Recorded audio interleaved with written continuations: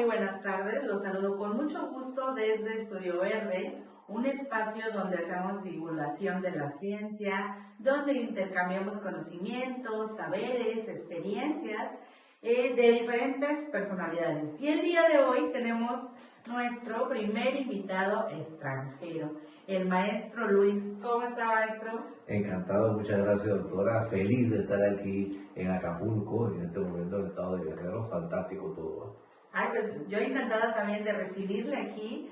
Viene de Panamá, ya escucharán el acento, ¿no? Entonces yo feliz de tenerlo aquí. El maestro Luis está haciendo una estancia en la UAGRO, en una estancia doctoral, de hecho. Creo que ya se va a regresar, ¿verdad? Ya pronto estaremos de vuelta en Panamá antes de que termine el mes de diciembre. Ah, muy bien. Pues es un placer tenerlo aquí y que nos hable de este interesante tema, el daño ecológico puro en los casos de extracción minera panameña. Entonces, pues yo encantada de tenerlo y bueno, los invito a que compartan esta información, que compartan en sus redes sociales a todos nuestros seguidores verdes y recuerden que también lo pueden ver el domingo en YouTube completo, pero lo pueden escuchar en Spotify, seguirnos en TikTok, en Insta y en Facebook, en todas las redes sociales. Pero ¿quién es el maestro Luis Alexander Barría Moscoso? Así es, bien pronunciado. Muy bien. Quisiera leer un poquito de la semblanza de él. Él es profesor catedrático titular de Derecho Ecológico y Ambiental desde el año 2008. Es investigador científico de la Universidad de Panamá, con investigaciones en curso de la Vicerrectoría de Investigación y Posgrado. También ha sido expositor en diferentes congresos internacionales en Panamá y otros países en materia de derecho ambiental, minas y agrario, así como en seminarios para jueces y magistrados de la Escuela Judicial del Poder Judicial de Panamá. Es profesor de Derecho Ambiental en diversas maestrías de la Facultad de Arquitectura de la Universidad de Panamá. Actualmente está haciendo su doctorado en Derecho con énfasis en Derecho Ambiental. La tesis que está desarrollando es la legitimación activa para demandar en nombre de la naturaleza por daño ecológico puro en la Universidad de Panamá. Bueno, tiene diversas maestrías, me parece, aquí ya vi que son bastantes en Derecho Medioambiental y Sostenibilidad por la Universidad de Panamá y Universidad de Castilla de la Mancha en España. En negociación, mediación y arbitraje por la ULASEX de Panamá, en Educación Ambiental por la Universidad de La Paz, en Manejo y Gestión de Vida Silvestre por el TEC de Universidad Tecnológica México, en Estudios de Maestría en Derecho Civil por la Universidad de Panamá. Y bueno, su currículum es muy amplio, tiene también bastantes diplomados, tratados internacionales, transiciones socioecológicas y energéticas en América Latina y el Caribe, en ciencias del deporte, formación del proceso civil regulado en nuevo Código Procesal Civil y diferentes distinciones también. Entonces sí, es muchísimo, pero si yo sigo leyendo, nos vamos a llevar de 15 a 20 minutos. No es necesario. ¿No? Muchas gracias por destacar. Sí, pues yo encantada hablar de este tema tan importante, ¿no? Hay diferentes preguntas ahí que yo creo que también los invitamos a que escriban sus comentarios acá, las preguntas que quieran, cómo es Panamá, todo lo que quieran saber. Aquí tenemos al maestro Luis y aprovecharlo. Y quisiera comenzar con esta primera pregunta. ¿Cómo está el tema de la naturaleza como sujeto de derecho, la legitimidad activa para representarla y los derechos de la naturaleza en Panamá? Bueno, muchas gracias ante todo, nuevamente reitero, por recibirme aquí en los micrófonos de su canal. El caso de los derechos de la naturaleza en Panamá ha avanzado bastante bien. Panamá es un país que, para los que no lo ubican, estamos en el centro del continente americano. Somos lo que le llaman el istmo que unió los dos continentes. Antes Sudamérica era uno y Norteamérica era otro. Entonces en Panamá convergen por naturaleza quizás temas de ambos continentes. Es donde se da el cruce de especies, pero también es donde se ha dado el intercambio humano por mucho tiempo. Y también el intercambio jurídico. Es decir, hemos sido el lugar por donde transcurren distintas personas con rasgos y con trayectorias jurídicas diversas, lo que ha permitido que Panamá sea un país verde, así como el título de tu programa Estudio Verde. Panamá ha sido un país verde, pero ahora estamos casualmente en el tema de la minería que nos tiene en una lucha quizás entre algunos sectores. Y entre esa lucha que se está dando entre conservacionistas y extractivistas, viene el tema de los derechos de la naturaleza. Panamá ha sido un país pionero, lo acaba de reconocer la Corte Interamericana de Derechos Humanos en su opinión consultiva OC32-25, pueden buscarla, de mayo de este año 2025, en donde se reconoce que Panamá, a través de la ley 287 del 2022, no solo reconoció los derechos de la naturaleza, sino que ha sido casi el primer país en reconocer por ley a la naturaleza como sujeto de derechos. Mira tú. Es decir, a partir del 2022 en la República de Panamá, así como tú, como yo, la naturaleza es un sujeto de derechos. No solo la naturaleza, sino que también sus componentes, es decir, la biodiversidad, etc. Pero además, esa ley 287 también trajo un elemento jurídico que los abogados o los estudiantes de derecho que nos estén viendo les va a gustar mucho, y es que por ley se determinó la legitimidad activa para representar a la naturaleza. ¿Qué es eso, la legitimidad activa? Es el elemento que hacía falta para poner todo esto de derechos de la naturaleza y de la actividad jurídica en un proceso. Es decir, se planteaba que si le damos personalidad a la naturaleza, ella no tiene ni pies, ni ojos, ni manos, como en un tribunal. Bueno, a través de la figura de la gestión oficiosa, cualquier abogado en la República de Panamá, por esta ley, puede presentar ante los juzgados una demanda en defensa de los derechos de esa naturaleza. Y eso es novedoso prácticamente en el mundo, y es quizás uno de los elementos que nos tiene también aquí en México y nos ha llevado a Perú y otros países, porque estamos planteando que Panamá sea un ejemplo a seguir en torno a este tema de la defensa de la naturaleza. Y concluyo la pregunta diciéndote que hay una trilogía legal. Casualmente la universidad me está publicando en el mes de enero probablemente un artículo mío que habla de la trilogía legal, es decir, la ley 287 que he mencionado, más la ley 125 del 20, que es el acuerdo de Escazú, que da también todo el tema de acceso a la justicia, más una reciente ley que entró en vigor en el mes de octubre del próximo pasado, que es el nuevo Código Procesal Civil, en donde ahora los tribunales civiles están obligados a aplicar el control de la convencionalidad, es decir, los convenios internacionales, y a poder recibir las demandas en nombre de la naturaleza. Muy bien, pues qué interesante que sea sujeto de derecho, ¿no? Que también tenga derecho como nosotros, porque al fin de cuentas de ello vivimos, ¿no? Entonces, esto es muy interesante. Pero mira, puede parecer raro, ojo con esto, pero te voy a poner 3 ejemplos para que veas qué tan raro no es. En los años 90, tú hacías la pregunta de si los animales tenían derecho y todos te decían que no. Pero si yo te pregunto si los animales tienen derecho, ¿qué tú me dices o qué dicen los oyentes? A ver, ¿qué dicen? ¿Que sí tienen o que no tienen? ¿Qué dicen? Sí. Seguramente todos dicen que sí tienen. Sí, que sí. Claro que sí. Ajá, que sí. Entonces, tienen todos. ¿qué ocurre? Hasta los años 90 el derecho se concebía solo para seres humanos. Es lo que escuchan por ahí que se habla de los preceptos antropocéntricos, es decir, el ser humano alrededor de él se desarrolla el mundo jurídico. Por eso cambió. Así como cambió con los animales, también viene cambiando con la naturaleza. Es decir, estamos pasando del antropocentrismo al ecocentrismo, donde el ser humano ya no es el centro del desarrollo jurídico, sino es parte de una naturaleza, y eso es lo que está evolucionando en este momento. Muy bien. Y me gustaría, ya que estamos hablando de este tema, de los casos de extracción minera panameña, ¿cuál es el estado constitucional y jurídico de los recursos minerales en Panamá? Bueno, mira, qué interesante. Por constitución, y eso es parte de nuestro estudio, eso no estaba claro en Panamá hasta que dimos los resultados en este año del estudio sobre un nuevo código de minas en Panamá. Constitucionalmente, los recursos minerales, es decir, los minerales, son propiedad del Estado.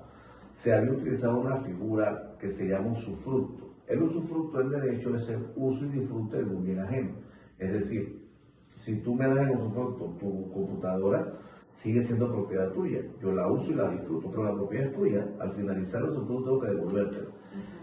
Aplicaron este usufructo, y que cuidado que en México igual y en muchos otros países, porque la Constitución dice que son propiedad del Estado. Y como en otro tipo de concesiones, por ejemplo, de hidroeléctricas, de puertos, de carreteras, sí es posible que tú des la carretera y a los 20 años la devuelvas Si yo te doy un usufructo a ti de minerales, o sea, cobre, oro, plata, y tú lo extraes y tú lo vendes, explícame cómo después me lo devuelves al finalizar el usufructo. Entonces no se puede. Una de las conclusiones es que lo que ha estado haciendo Panamá desde hace algunos años, 1972 a la fecha, viola la Constitución, porque sí puede Panamá como Estado explotar sus recursos minerales, pero no puede otorgárselos a ningún concesionario, y esa es la realidad de la Constitución. Entonces esto viene cambiando a raíz de una serie de fallos que se han dado y que ahora vamos a explicarles. ¿Cómo se ha manejado este tema minero hasta el fallo inconstitucional del 2023? Bueno, hasta ese momento se venía haciendo lo que te comento, otorgar usufructos que realmente nunca devolvían el bien al Estado. Entonces, estaban siendo contratos leoninos. A partir del fallo del 2023, que cumple 2 años precisamente ahora en el mes de diciembre, la Corte panameña en pleno determinó que era inconstitucional un contrato de la mina de cobre de Donoso, pero lo que allí dijo la Corte es aplicable al resto de las concesiones. A partir de que la Corte se pronunció, ya no puede el gobierno panameño otorgar esas concesiones directas. No hacía licitación pública, a pesar de que la Constitución lo exigía. Simplemente te daban aquí una concesión directamente y tú extraías y tú le dabas una regalía del 2%, del 4% al Estado.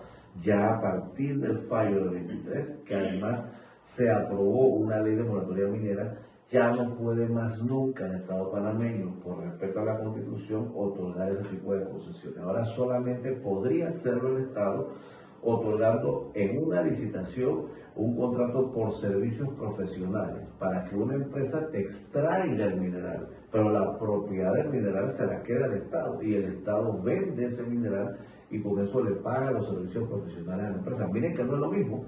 Algunos pretenderían creer que es igual. No, una cosa es que yo te contrate empresa y digamos que ahí tú extraes en un año 10.000 millones brutos en mineral y tú me cobras por tu servicio 2.000 millones. Bueno, los 8.000 millones me quedan en el Estado, que tiene que crear un fondo soberano y con eso ir alimentando el fondo para casualmente cubrir temas como el daño ecológico puro, como el ecocidio y otros aspectos sociales. Muy bien. ¿Podrías mencionar, maestro, algunos aspectos relevantes que dejó el fallo y que han sido hallazgos de su investigación? ¿Existe cosa juzgada inconstitucional? Bueno, mira, sí, entre los hallazgos, o comencemos por la cosa juzgada. ¿Qué es cosa juzgada constitucional? Cada vez que el Pleno se pronuncia hay cosas juzgadas, es decir, lo que me trajiste a mí para resolverlo. Si esta taza era blanca o era verde y yo resolví que es verde blanca, hay cosas juzgadas. Pero cuando el tema tiene ribetes constitucionales, es decir, tú llegaste a mí por una demanda de inconstitucionalidad, mi decisión en ese aspecto jurídico es cosa juzgada constitucional, es decir, forma parte de lo que se llama el bloque constitucional. ¿Qué es el bloque constitucional? Bueno, la Constitución es la máxima norma jurídica de un país, pero esa máxima norma jurídica no está sola, no está solitaria, se acompaña por los siguientes elementos. La convencionalidad, es decir, los acuerdos internacionales ratificados por el país, por ejemplo, en derechos humanos y en tema ambiental, diversidad biológica, cambio climático, Escazú, son acuerdos que forman parte del bloque, ergo es constitución. Las decisiones de la Corte en materia constitucional son también constitución. Entonces, este fallo de cosa juzgada constitucional es constitución en la República de Panamá. Y entre algunos hallazgos que ahí se menciona, te voy a mencionar solo algunos. Por ejemplo, la Corte entra a analizar si tienen el mismo rango constitucional los acuerdos ambientales, como los que he mencionado, biodiversidad, cambio climático, y estos acuerdos que se llaman de protección de las inversiones o TLC, de libre comercio. La Corte dice que no, dice que esos son acuerdos bilaterales, los de protección comercial e inversiones, que son los que alegan las mineras para decir me estás violentando un derecho, una seguridad jurídica. Dice la Corte no. Cuando entran en conflicto, estos acuerdos comerciales bilaterales no tienen rango de constitución como si lo tienen diversidad biológica. Si tu contrato minero está afectando un convenio, está afectando la diversidad biológica, está impactando el clima, entonces no puede estar en un nivel. Primer hallazgo. Segundo hallazgo, que el tema referente a las concesiones, como ya mencioné, no pueden darse más nunca de forma directa. tienen que ser licitaciones públicas. Tercer elemento, reconoce la propia Corte la existencia de la naturaleza como sujeto de derecho. Es decir, la Corte habla de la Ley 287. Entonces aquí viene la ficción jurídica. Si en un fallo de inconstitucionalidad la Corte trae una ley y dice que esa ley tiene un valor constitucional, es decir, dice la Corte, bajo el principio de estricta legalidad, es inconstitucional el contrato minero porque viola la ley 287 de los derechos de la naturaleza, ¿qué está haciendo la Corte? Está dando el rango constitucional a una ley. Entonces, ese es otro hallazgo, porque ya no es un tema de capricho, sino que la propia Corte abrazó ese tema y dijo, esto tiene peso constitucional. Y un cuarto hallazgo, porque son más, es que la Corte, luego del pronunciamiento de diciembre del 2023, se pronuncia 4 veces más ante otras personas que demandaron también temas similares. Y dice la Corte, hay cosa constitucional juzgada o cosa juzgada constitucional. Entonces, ya no es solo que intuyamos que hay cosa juzgada, es que la Corte lo reiteró en 4 ocasiones. Entonces, esos 4 hallazgos, entre muchos otros, fortalecen toda nuestra tesis de que está blindado el tema constitucional al punto de que más nunca se pueden seguir extrayendo minerales por personas particulares. Ojo con esto, hay un principio de derecho ambiental que dice que los estados tienen soberanía y libre disposición sobre sus recursos naturales. Es cierto, nosotros lo reconocemos. Si el estado panameño decide extraer su oro, su cobre, su plata, podemos hacer la discusión del daño ambiental, pero puede hacerlo. Pero el estado, no más las empresas privadas. Muy bien, muy bien. ¿Y qué intenciones tiene el gobierno, la minería, con la mina en este momento? Bueno, mira, eso es muy delicado, porque a pesar de que hay 24 pronunciamientos, es decir, 24 veces la Corte Suprema de Panamá en sala o en pleno ha hecho pronunciamientos, todos en el mismo sentido que les estoy diciendo, en favor del Estado panameño y en detrimento de las compañías mineras, y 2 de esos pronunciamientos son en inconstitucionalidad, y luego 4 reiterando la cosa juzgada. El gobierno actual pretende en el mes de enero, así lo ha anunciado, plantear los pasos para reabrir la mina, nuevamente otorgándoselo a First Quantum o a Minera Panamá, que es la compañía a la que se le decretó la inconstitucionalidad. Entonces, esto es delicado, porque si el Estado panameño, olvidémonos del gobierno, el Estado es permanente, el gobierno es transitorio. Si el Estado, no importa cuál sea el gobierno, quiere aperturar la mina, porque podemos reconocer que en el estado en el que quedó esta explotación minera es delicado, es peligroso. Sería irresponsable, quiero decir, dejarlo así. El Estado, para poder cerrar la mina, tiene que extraer minerales y por eso pagar. Pero el Estado no puede volvérselo a dar a la misma compañía minera.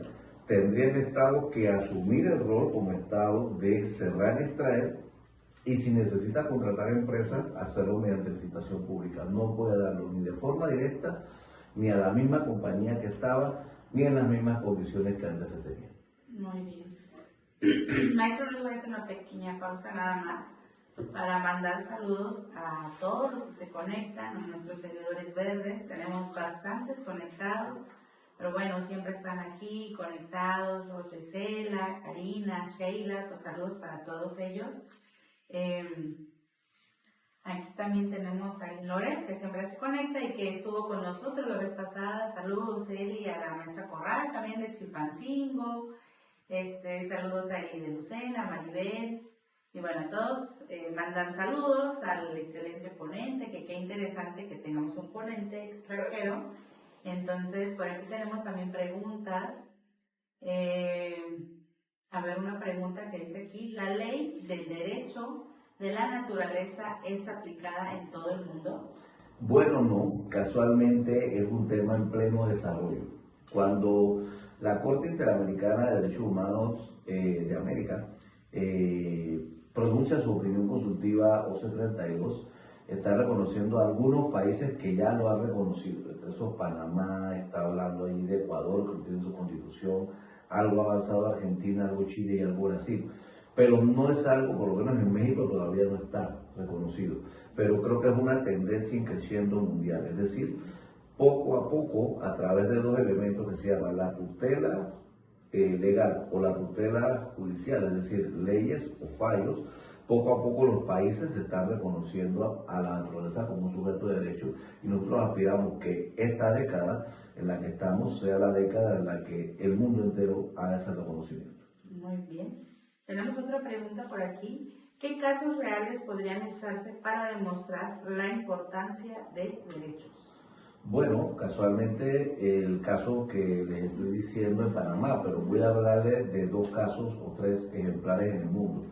En España, por ejemplo, se dio el reconocimiento allí por tutela legal del caso del Mar Menor, es decir, se contaminó un mar interno de España en donde al ellos no tener cómo resolver el problema, la asamblea o los diputados de ellos emitió una ley en la que al Mar Menor se le reconoció como un sujeto de derecho, miren ustedes. Entonces, al reconocerse como sujeto de derecho, entonces aplica todo esto de los derechos de la naturaleza y ahí se resolvió un tema donde se condenó a la empresa contaminadora. Ese es un ejemplo. Otro ejemplo puede ser el caso Urgenda contra el Reino de los Países Bajos. ¿Qué ocurrió allí? Que los Países Bajos, lo conocemos como Holanda, mandó unos representantes ante la COP de cambio climático que se celebró en Japón hace algunos años, y allí se compromete a bajar las emisiones de gases de efecto invernadero en un porcentaje determinado. Cuando vuelve a Holanda, el gobierno de Holanda dice, ¿tú sabes qué? Nosotros no estamos de acuerdo en lo que decidieron nuestros representantes, así que no lo vamos a hacer.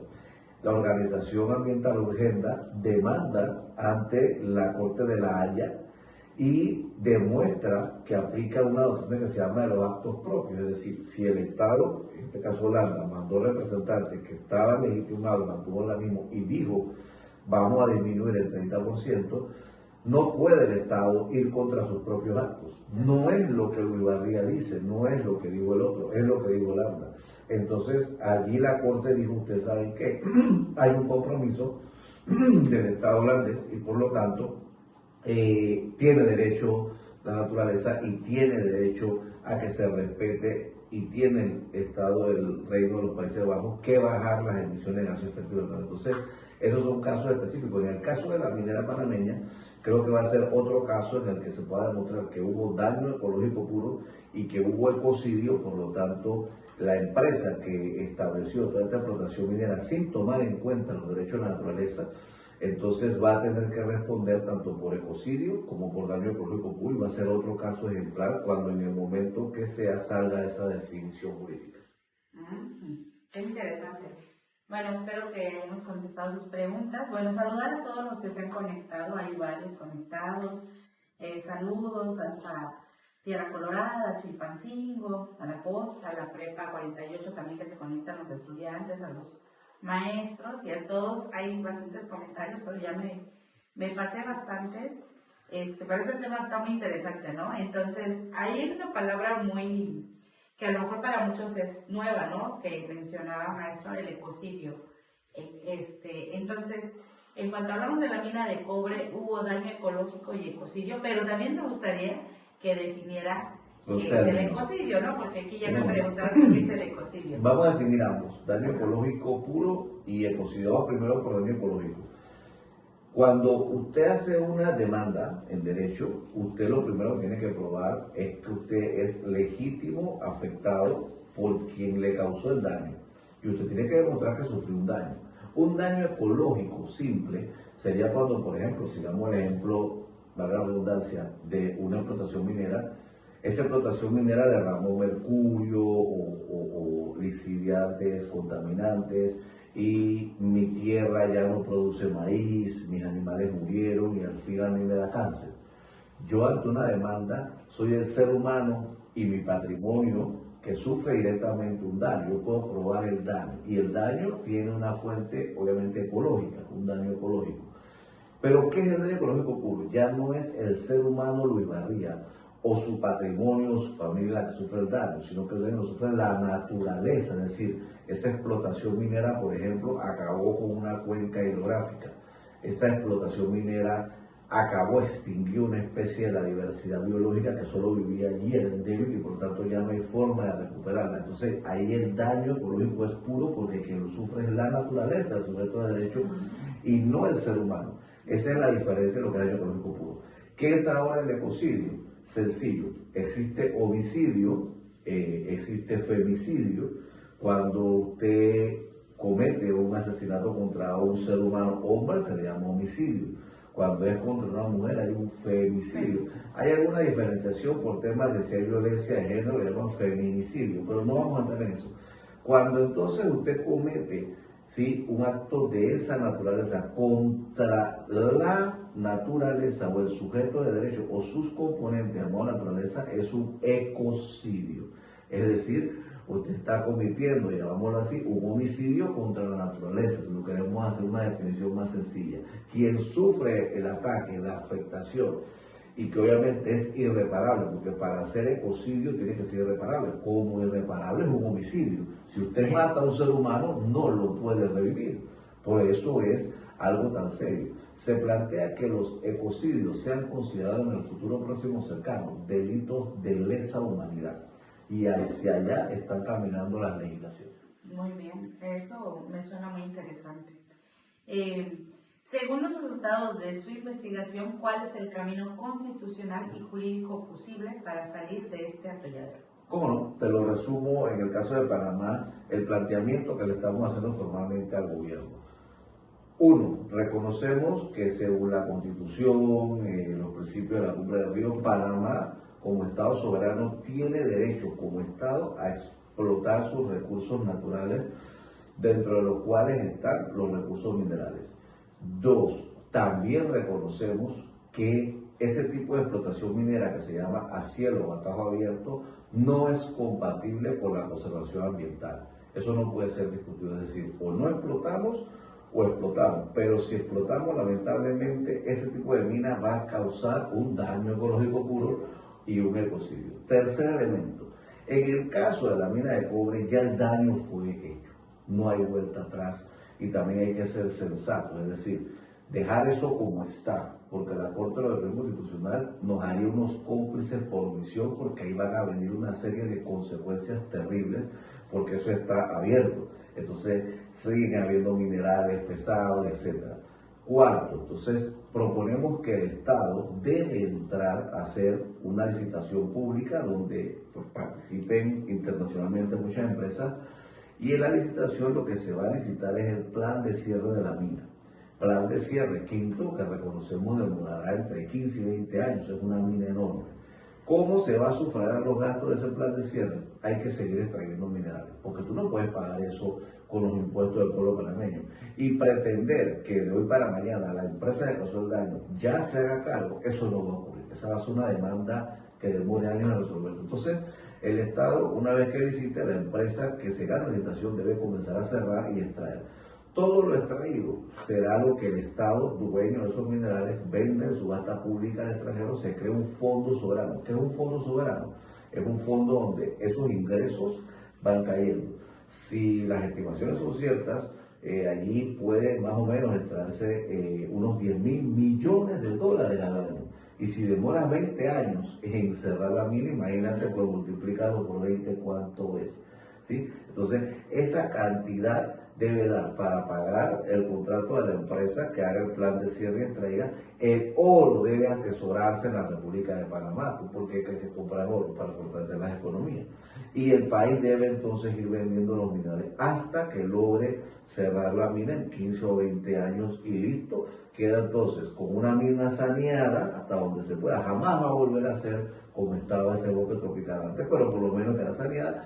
Y calculamos que si a 10.000 millones de dólares por año, menos los gastos correspondientes, el país debería quedar con un fondo soberano con no menos de 100.000 millones de dólares, con el cual el país resolvería muchísimos problemas. Después que eso se logre, el país tendrá que sentarse a hacer consensos sociales, porque según el CASU, en estos temas tiene que haber la participación ciudadana en la toma de decisiones, porque es un tema ambiental, para ver qué hacemos en el futuro con otras reservas minerales del país. Muy bien, qué interesante. Y la última pregunta, explique su hallazgo referente a la inviabilidad del usufructo minero en todos nuestros países. ¿Cómo no? ¿Qué ha pasado? Que ese es un gran hallazgo que no se había tomado en cuenta. Voy a tratar de resumirlo. En Panamá, no sé en México, han existido 4 constituciones. 1904, 41, 46 y 72. La constitución de 1904 sí permitía la propiedad privada de las minas, de los yacimientos y los recursos minerales. La Constitución del 41 nacionaliza todo, así lo dice taxativamente.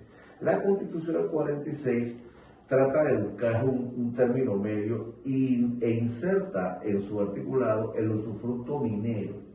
En base a ese artículo de la Constitución 46 se desarrolla el Código Minero Panameño, que es del 63. Pero viene la Constitución del 72 y retoma el tema de propiedad estatal y lo blinda aún más. Entonces, ¿qué ocurre? Que ya no podía seguir vigente el Código de Recursos Minerales. Y lo que ha ocurrido en Panamá, en México, en Perú y en muchos países es que te dicen por un lado que la propiedad de los minerales es del Estado, pero por otro lado utiliza la figura del usufructo. Entonces el usufructo no puede ser viable en minerales. ¿Por qué? Porque a diferencia de otros bienes del Estado, como puertos, como carreteras, autopistas, etcétera, que sí puedes darle a un privado para que administre, ese privado, una hidroeléctrica, por ejemplo, en 20 años te revierte hidroeléctrica. En el caso de los minerales, una vez que los explotas, los extraes y los vendes, al finalizar la concesión deberías devolver el oro, la plata y el cobre, y eso no es jurídica ni materialmente posible. Entonces el descubrimiento es que este engaño del usufructo no puede seguir siendo utilizado. O tu Constitución dice que los minerales pueden ser de apropiación privada, o tu Constitución dice que no pueden serlo. En los dos casos puedes explotarlos, pero en el caso de que tu Constitución, como es Panamá, diga que son propiedad del Estado, entonces solo tu Estado puede explotarlo para ti, y el rol de las empresas se resume simplemente hacerla que se le pague por extraer esos minerales a cambio de un servicio profesional y ya no teniendo la propiedad de los minerales. Muy bien, pues qué interesante el tema. Maestro Luis, ojalá que si vuelve a venir a México, por acá, en 20 años, para ver cómo va ese tema. No, antes, pero también ojalá que en 20 años para saber me voy a comprometer a venir poco a poco para ver cómo hemos venido avanzando en el tema panameño. Así es, perfecto. Bueno, aquí tengo saludos a los ponentes. Qué importante tema. Todos deberíamos de ver a la naturaleza como sujeto de derecho, claro que sí. Y mandan muchas felicitaciones. Saludos al doctor Enrique también, que está conectado. Y bueno, todos aquí los comentarios hablan sobre la importancia de este gran tema. Tenemos una actividad que hacemos en Estudio Verde, aquí una dinámica. Claro que sí. Que me gustaría que escogiera 2 tarjetas. Al azar. Al azar. Sin ver. Bueno, vamos a ver una aquí y vamos a agarrar otra por acá. A ver cómo sale. ¿En cuál nos ganamos la lotería? La lotería, el auto.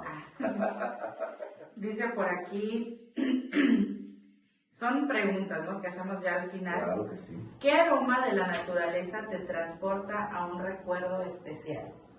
Bueno, yo creo que el aroma son 2, el de la vainilla y el de la maracuyá me recuerdan mucho a mi señora madre. Le encantaban ambos olores, así que cuando olfateo la vainilla, que es tropical, es de acá de América, y la maracuyá, porque es un poco más ácida, esa mezcla de esos 2 aromas para mí son fantásticos, me recuerda mucho a mi señora madre. Mira, qué hermosa que la naturaleza nos trae esos bonitos recuerdos, qué padre. Y la otra pregunta, ¿qué consejo darías a las nuevas generaciones sobre el planeta? Mira, las nuevas generaciones, cuando yo estaba con menos juventud que ahora, porque lo que tenemos es juventud acumulada, siempre la tendremos, yo no tenía acceso a esta cantidad de información que está en estos aparatos celulares.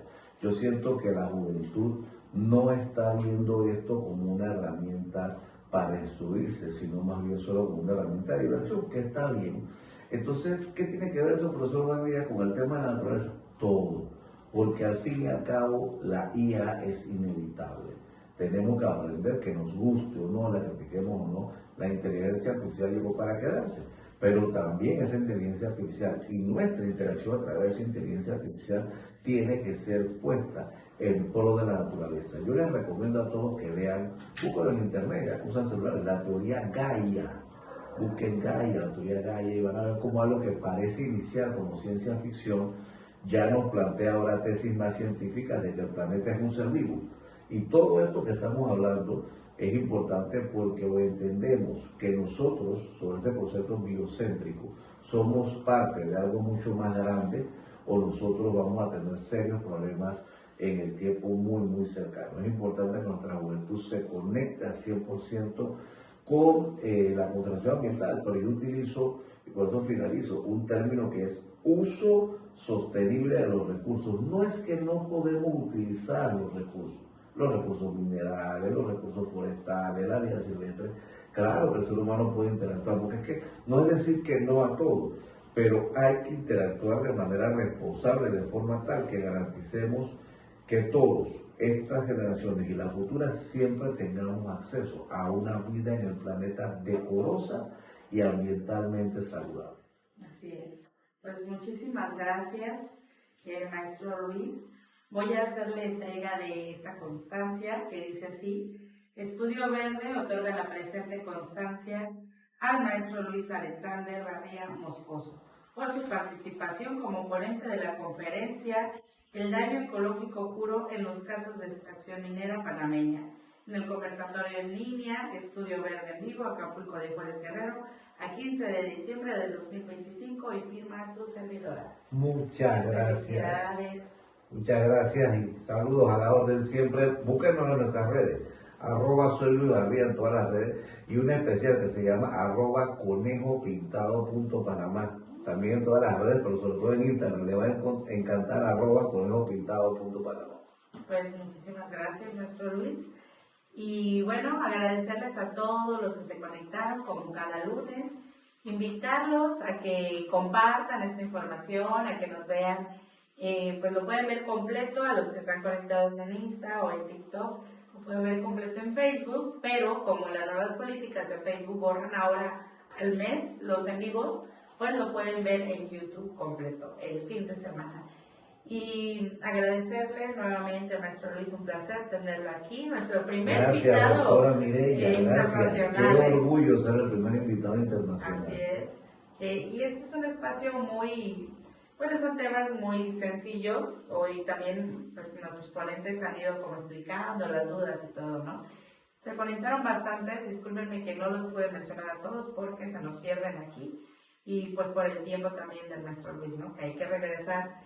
Entonces, agradecerles a todos y que nos vemos, no sé si nos vamos a ver el próximo lunes porque ya muchos están yendo de vacaciones. Sí, ya vamos a estar en Navidad, pero si no nos vamos regresando durante estas vacaciones, por favor, cuiden mucho su medio ambiente, cuiden la naturaleza, conéctense, también es muy importante conectarnos con un árbol.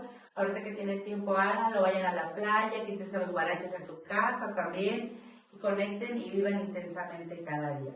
Bueno, recuerden que cada acción cuenta, y los saludamos desde Estudio Verde.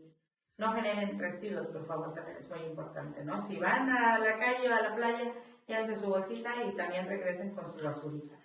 Bueno, es todo y saludos a todos. Gracias. Desde Estudio Verde, recuerden que pequeñas acciones para grandes cambios. Hasta luego.